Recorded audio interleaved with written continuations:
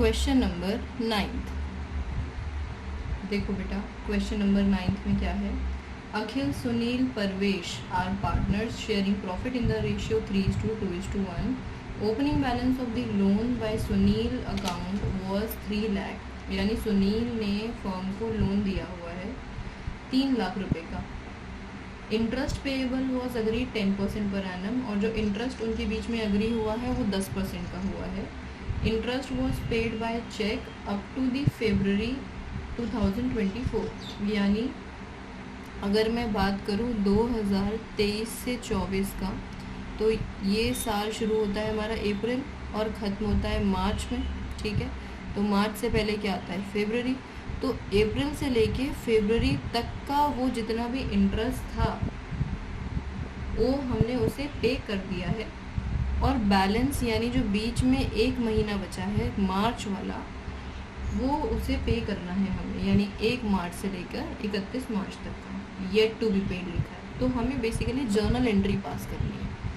अब जर्नल करने से पहले हम ज़रा कैलकुलेशन कर लें कि हमें बेसिकली देना कितना पैसा है उसे।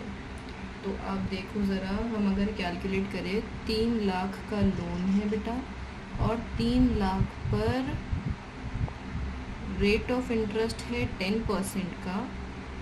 अब 10% का रेट ऑफ इंटरेस्ट है तो सही, आप निकाल सकते हो, लेकिन इसके अंदर हमें टाइम पीरियड लेना ज़रूरी है। क्यों? क्योंकि उन्होंने 11 महीने का तो पे कर दिया है और 1 महीने का भी रहता है।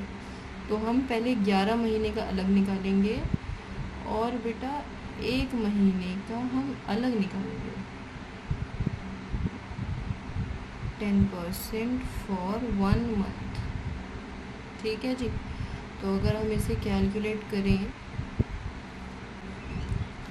तो ये आएगा 27,500, और 1 महीने का अगर हम निकालते हैं तो ये आएगा बेटा 2500। ठीक है, यानी ये वाला अमाउंट हमारी तरफ से पे हो चुका है, ये अभी बाकी है। ठीक है, तो ये था बेसिकली वर्किंग, ये हमारी वर्किंग है।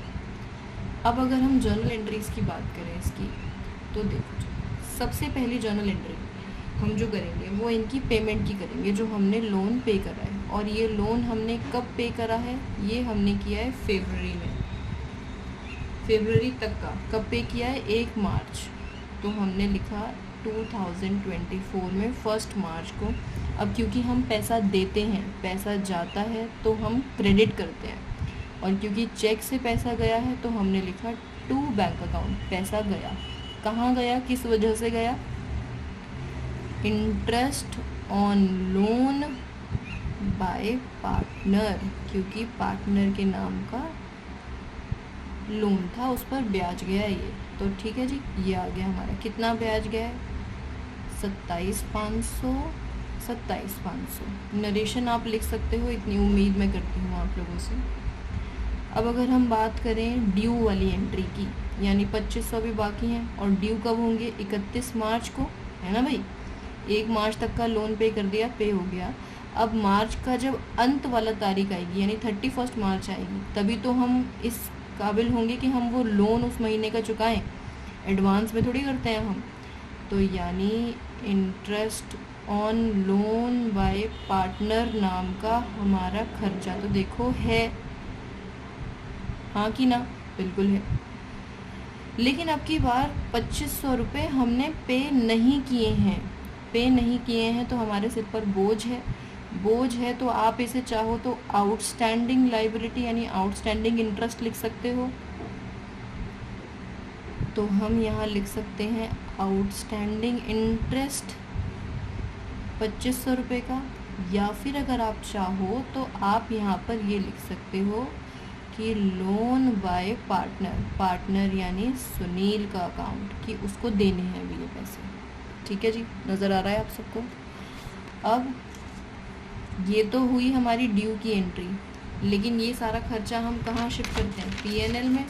तो एक आखिरी एंट्री पीएनएल की और कर लेते हैं, जिससे कि हमारे क्वेश्चन में एक भी मार्क्स हमारी टीचर ना काटे। तो 31 मार्च को एक आखिरी एंट्री पीएनएल में शिफ्ट करने की। और क्योंकि देखो बेटा ये खर्चा है, और पीएनएल में हम जितने भी एक्सपेंसेस होते हैं वो कहाँ लिखते हैं, डेबिट में लिखते हैं। तो PNL को देखो हमने कर दिया डेबिट। किससे डेबिट किया कि हमारा इंटरेस्ट नाम का खर्चा था, interest on loan by partner. Partner लिख रहे हैं हम यहाँ पर, आप चाहो तो सुनील का नाम भी लिख सकते हो।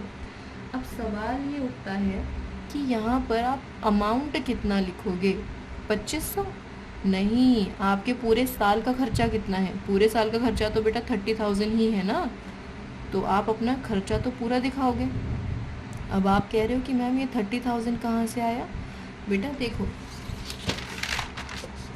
ये देखो 27,500 प्लस 2500, इनका टोटल करोगे आप तो आपका टोटल खर्चा तो 30,000 रुपीज़ का है। बस वो डिवाइडेड है इस तरीके से कि इतना आपने पे कर दिया है, इतना भी पेड नहीं है, लेकिन खर्चा तो हमारा 30 का है, तो इसीलिए हमने यहाँ पर खर्चा पूरा 30 का दिखाया है। ठीक है जी, दैट्स इट। ये था हमारा क्वेश्चन नंबर 9।